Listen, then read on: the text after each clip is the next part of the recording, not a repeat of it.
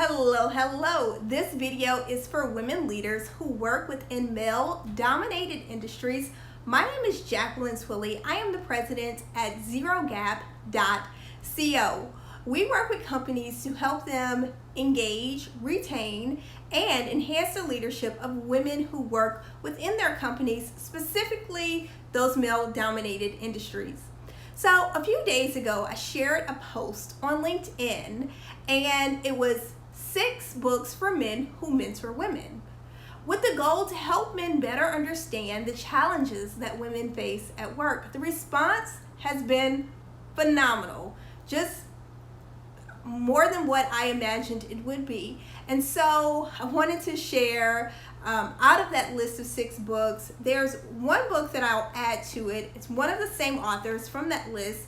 It's Expect to Win by Carla Harris. She really breaks down a lot of the strategies and tips that can help women propel. One of the things that men are sharing with me as they send me messages and ask questions about better understanding how to support women at work is that they didn't realize how many nuanced challenges there were. And there's this term called intersectionality, first coined by Kimberly Crenshaw. And what that means is that people are multiple things, right? So you have, sometimes we think of a minority and you think of just one thing, but a person with a disability who's a woman, who might be a woman of color as well, those are intersections. And so to understand how to support that woman at work is going to be a little bit different from another woman who may have one of those characteristics. So to fully support women at work, you got to get to know that person one-on-one. It's just like networking, relationship building, similar to how you would get to know a guy at work.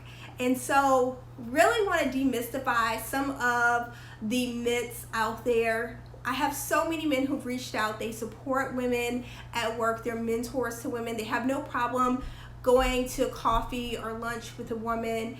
And ultimately, I'd love to see more of that. I'd love to hear more stories of that. As we are in the we're still in this Me Too era where so many stories are coming out and so many corrections have to be made to behavior that wasn't appropriate. There are so many others who are really exhibiting the characteristics that it takes to move forward.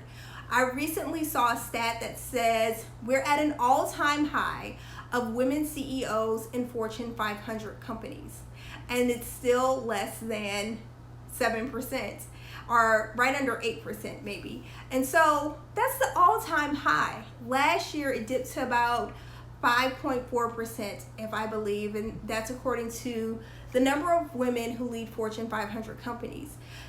For women to get into roles of leadership and advancement, we have to provide the support. And it's not just women supporting women, it's men supporting women, it's women supporting men. It's this full dynamic circle. If you want your organization to be strong and competitive and to be able to compete and as well as innovate, you have to have the best team. And having that best team means having the full diversity of thought at the table when decisions are made.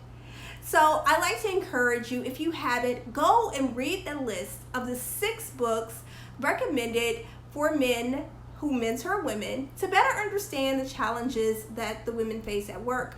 Now, the books that I have suggested, they're all written by women. Some of them have multiple authors in the context of supporting women at work, but it's just an eye-opening example of the different nuances, the different intersections of challenges that women may face at work that you may not be aware of at this point.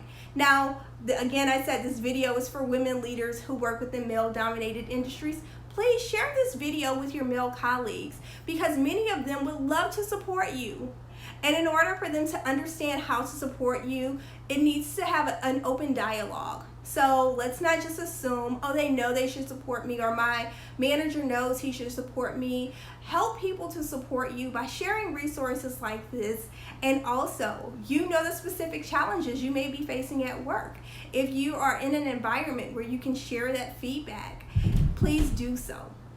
All right, y'all, until next time, continue to emulate excellence and eliminate excuses.